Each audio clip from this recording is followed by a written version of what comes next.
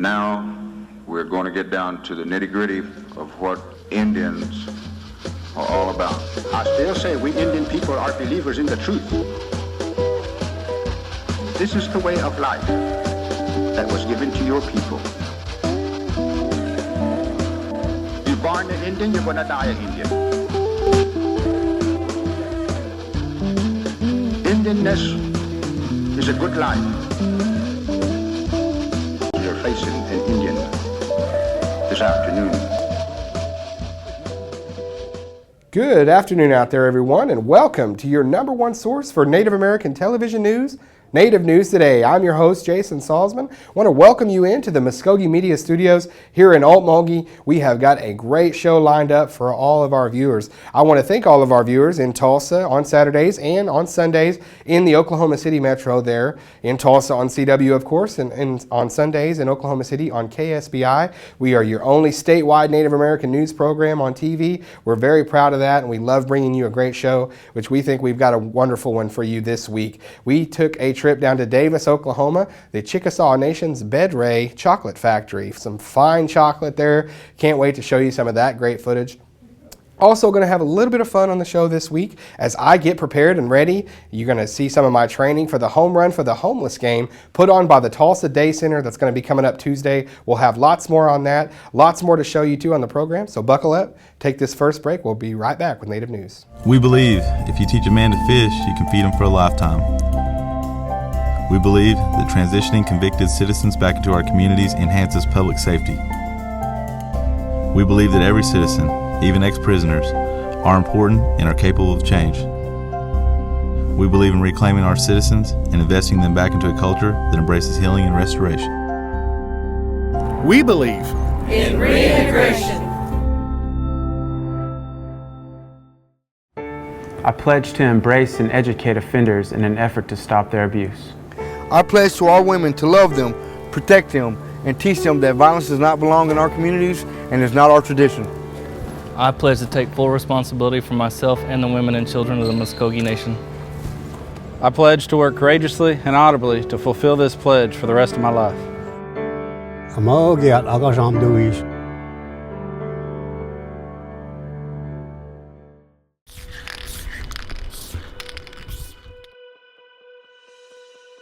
I think creatively, I was just into drawing for a long time, ever since I was a kid. It wasn't until maybe around late 2007, 2008 that I became aware of the graffiti scene. It changed everything for me.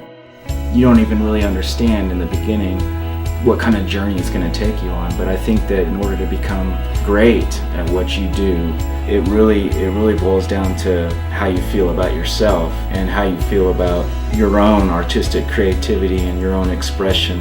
I think it comes from a belief in oneself and pushing yourself to the limits as far as you can take it.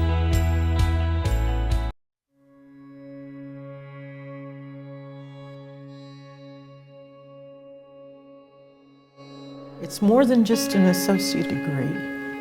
It's a life-changing experience. You'll see a lot of cultural features here on the campus. You'll see a symbol of the mound, which goes back to the history of Muskogee people as being in that Mississippian time period, that mound building society.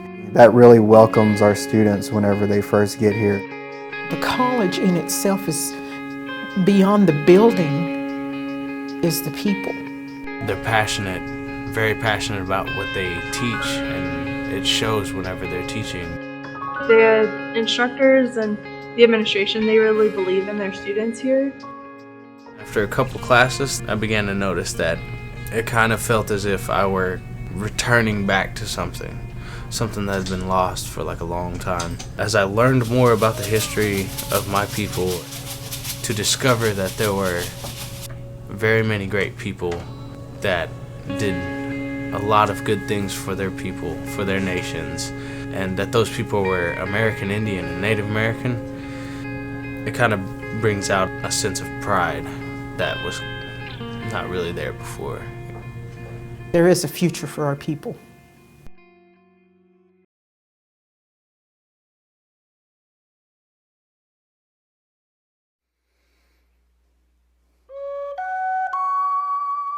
Yuguni khwania man khwania yu yagamta ilaka man yuktun qala qala jagaput.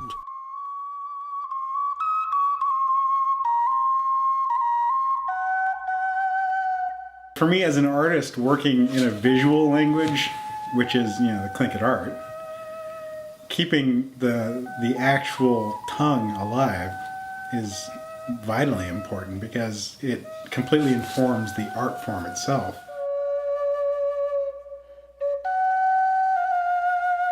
They say the 7th grader was unfairly benched from her basketball game. Her mother says the girl was forced to sit the game out to punish her for using the Menominee language at school.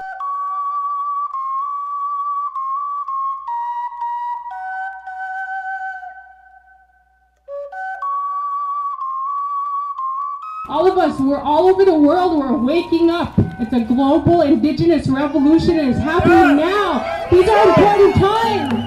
These are important times and we're not alone. We're not isolated in our villages of Alaska. We're together.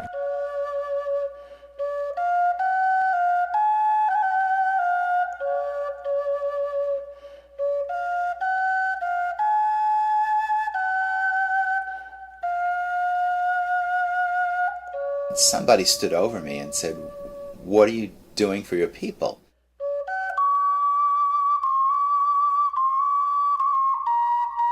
Our generation is the last chance, because if we don't do it now, our first language speakers will pass away and our language will go with them.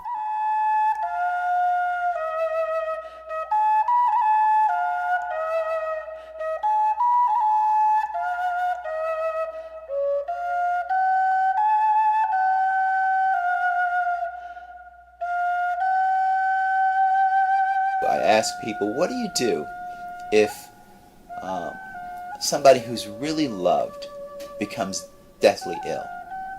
Do you do everything possible to heal that, to try to find a way of getting that person's health back in balance?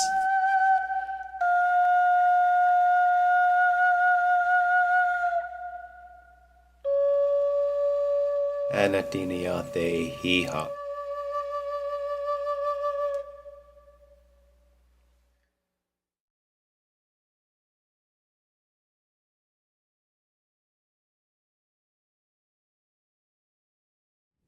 And welcome back to the program. Jason Salzman, Native News Today here. We want to get started right away with our very first feature this week.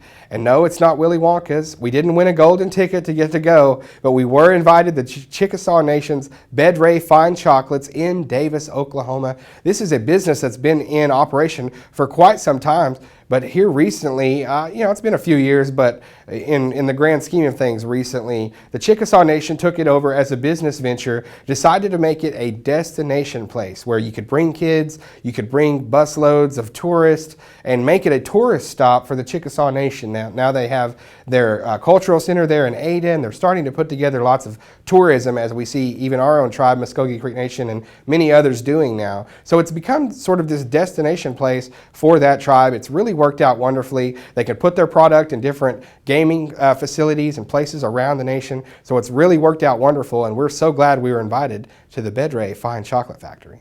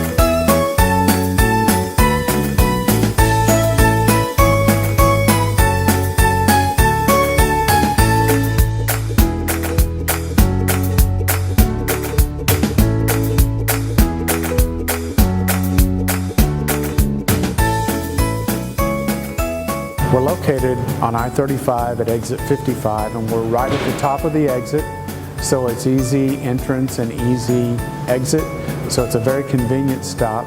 But when you come to the top of the exit, you'll see the Bedre Fine Chocolate manufacturing and retail store, and we're standing inside the retail store right now, which is decorated for any and all seasons and holidays, so every time you come, it'll be a little bit different. Right now, we're ready for Mother's Day, and after that, Father's Day and 4th of July, so every season that rolls around, something new. We just got through with Easter, so there's always something new to be seen here. So if you've stopped once, the next time you come, it'll be different.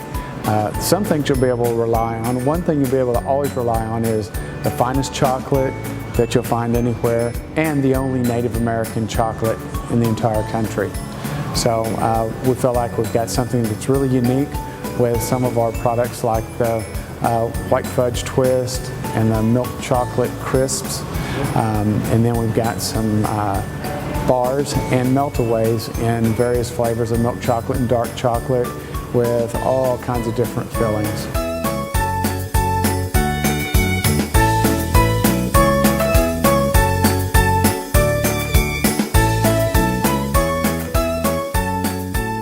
We actually started, I think it was more of a diversification. You know, the nation is always looking for good ways to diversify, and Bedre chocolate lends itself to being kind of an ambassador for the Chickasaw Nation.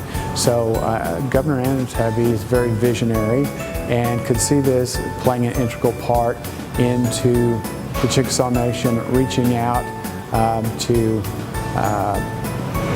all sorts of people that we do business with and that we entertain as guests and that we welcome to the Chickasaw Nation.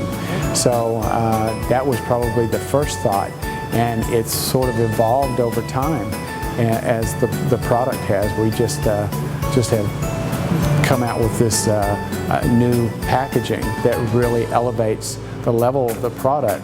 But we started out as sort of a public relations, and now we're transitioning into tourism, and we're right between two of our large businesses, the Riverwind Casino and the Windstar Casino. But if you take a trip right down Highway 7 that runs in front of us, you'll see the Chickasaw Cultural Center, which is amazing. You can take 2 hours or 2 days, but it is a huge facility and it's extremely interesting. And then you can go 5 more miles down the road and see the Artesian Hotel. That's a boutique hotel that's restored to its original glory from the 50s, and it's a boutique hotel with a spa and a small casino, and it's, you can spend the entire weekend there and do something new all the time. Of course, the downtown merchants in Sulphur are growing on a monthly basis, so there's a lot to do. The Chickasaw Recreation Area is just right, literally within walking distance of the hotel. So we have a visitor center there that can inform you of all the things there are to do. So we've tried to really set it up to where you could come here and spend a weekend or an entire week.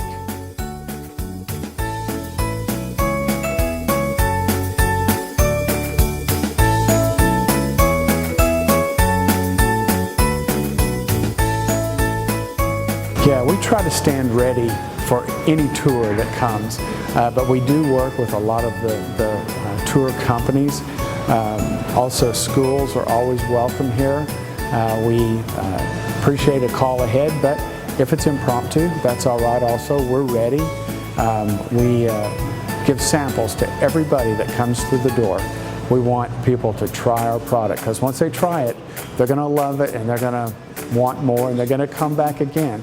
But we have all types of tours, maybe a senior citizens tour. Sometimes it's a military group who maybe they've served in World War II or the Korean War, and they're just a group of veterans that come through. We had the Oklahoma Historical Society just the other day, and then a few weeks before that we had 105 preschoolers.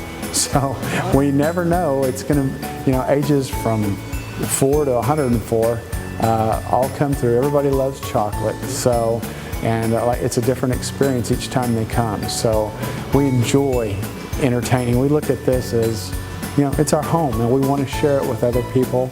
We think it's a fun experience. We want everybody to have a good time, and so we try to really decorate it up, make sure everybody gets samples and knows what Bedre is all about.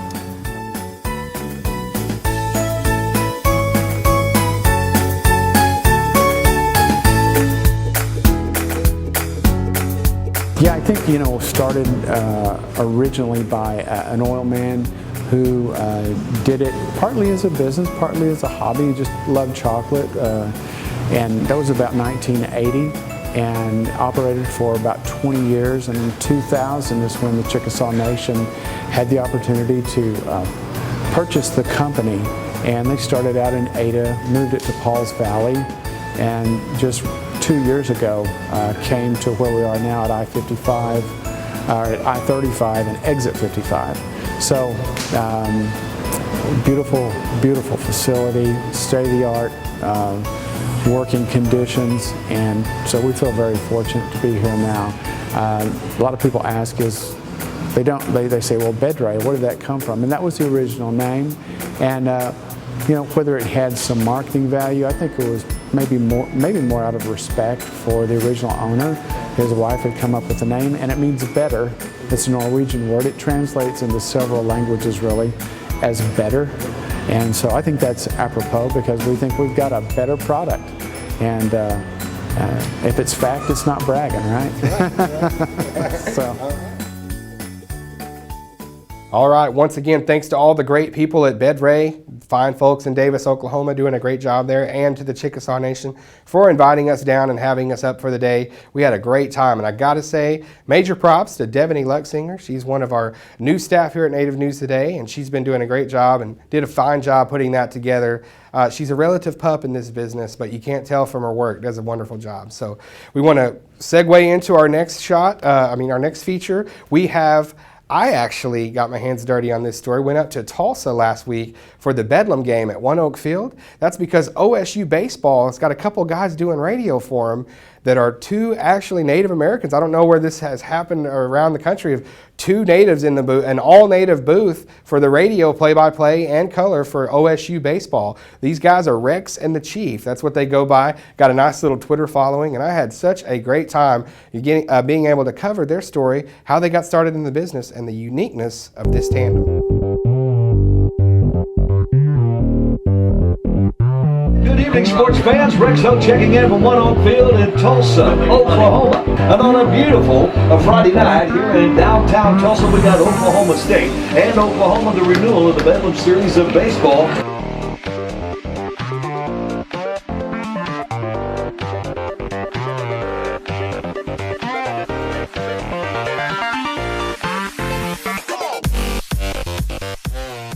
Well, I went to school at Oklahoma State after I graduated from Guthrie High School, knowing that I wanted to get into the sports media side of things, in journalism and broadcasting or whatever. So my brother at the time was the sports editor of the Stillwater News Press. I came to school, started working at the Daily Oak Collegian.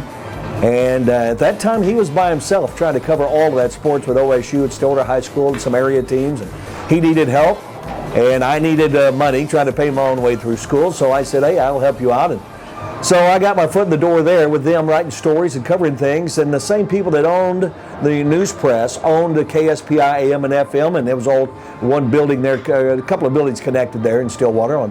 So they owned both places. So as I got into doing the sports, once in a while I would get the radio headset and do color for a high school baseball game or whatever. And at some point, I was covering OSU wrestling for the newspaper. The wrestling play-by-play guy quit, and the guys came down and said, we need you to do OSU wrestling on the radio. So I was in college, I started doing Oklahoma State Cowboy wrestling play-by-play.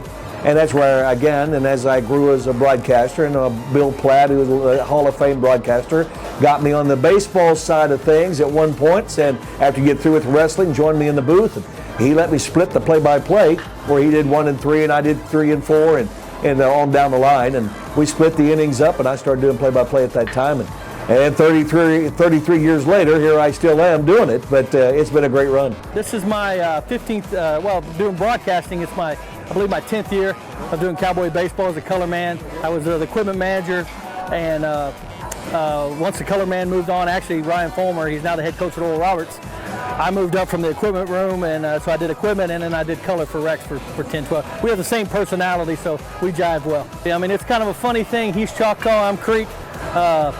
It's just kind of a fun thing to do with Twitter, but yeah, it is. I mean, we both worked our way up, and obviously he's been in broadcasting. That's his deal. He's been in it.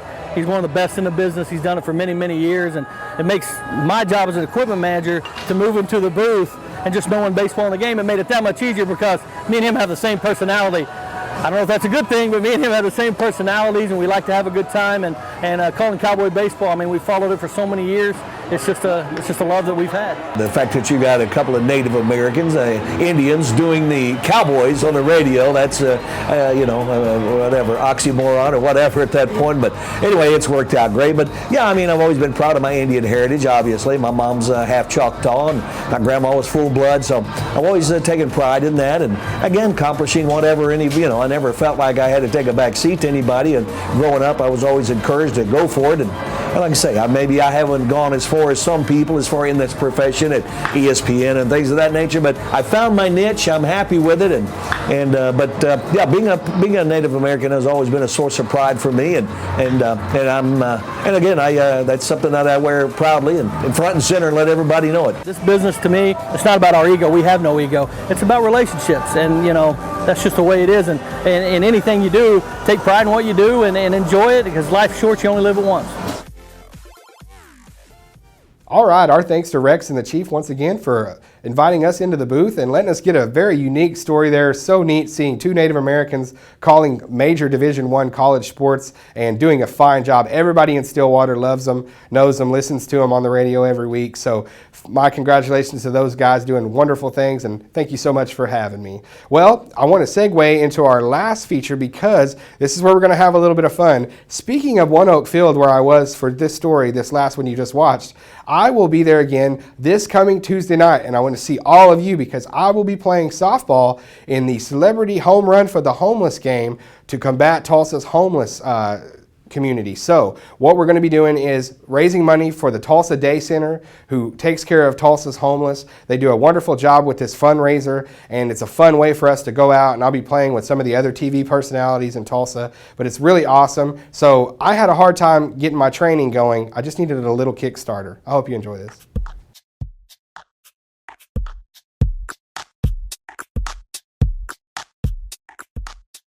Hey, it's Jason Salzman from Native News Today, and I'm so excited to step up to the plate to raise money for Tulsa's homeless this coming Tuesday night at One Oak Field in Tulsa. Me, along with all of my teammates on Team TV, taking on the radio and writers team. It's such a great charity. The Tulsa Day Center puts this on every year. They do a wonderful job. We want to see so many people out, and I just wanted for a special peek on Native News Today and our viewers to show you guys all my training that's been going on, getting ready for the big game. So as you can see behind me, got some buddies, some cohorts, some friends from Muskogee Media, Native News Today, the whole crew's out, getting ready to get me back into playing shape, ready for Tuesday night's game. So without further ado, let's get this show on the road.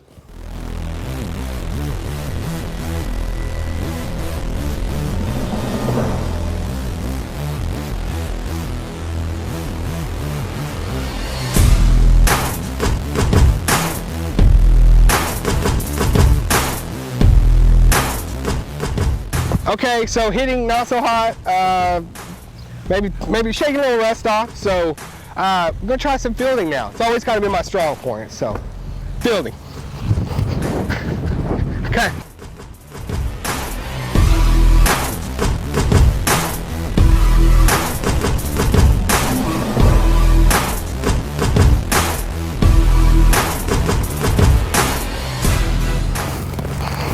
Oh, hey. Yeah. I'm better in infield anyway.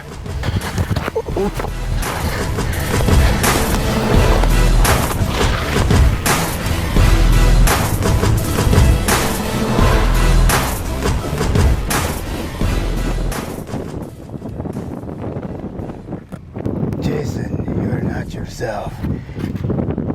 Fry bread. So old Indian trick.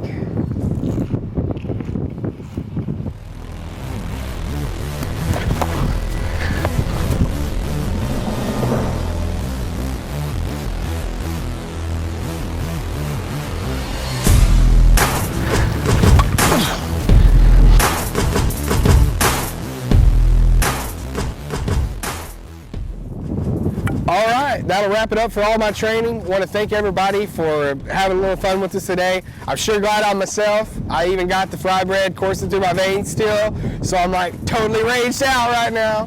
But I had a great time, and we're definitely going to have a great time Tuesday night, 7 o'clock, Home Run for the Homeless by the Tulsa Day Center, right there in downtown Tulsa at One Oak Field. You can go to my page now at homerunforthehomeless.org and go onto my name there on Team TV. Make a donation to my name. It's tax deductible. It's real easy online. Please do that. Let's raise as much as we can for Tulsa's homeless community, and we're going to have a great time doing it. Tuesday night, 7 o'clock. I want to see you there at One Oak.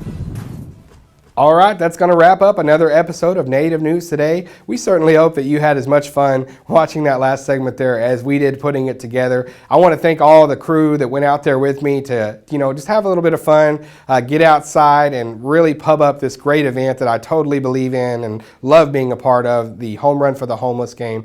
But some of the crew that was out there with us, of course, Devaney Luxinger behind the camera doing some work there. She really kind of masterminded that and helped it get pushed along and produce it. Also, Mark Hill and Daniel Roberts, two of our talented guys in our graphic design printing division. It's two guys that do a great job in that division. Also, their manager and the head of our graphic design division, Miss Jennifer Tarioli, went out there with us too. So we had a nice little crew, plus our newest member of our team. I almost said staff, but I like to call it a team. We're kind of sports-minded around here. So newest member of our team, Mr. Mark Abbott, taking one for the team out there and doing his own stunts, putting his body on the line till we get some good comedic effect. So we really had a great time with that, as you can see, and definitely want to see as many of you out. Let's support the Tulsa's homeless community. Let's raise some money for them. The Tulsa Day Center, they do a great job with this event. I'll be out there on Team TV. Come root me on Tuesday night at 7:05 at One Oak Field. And if you want to go to homerunforthehomeless.org,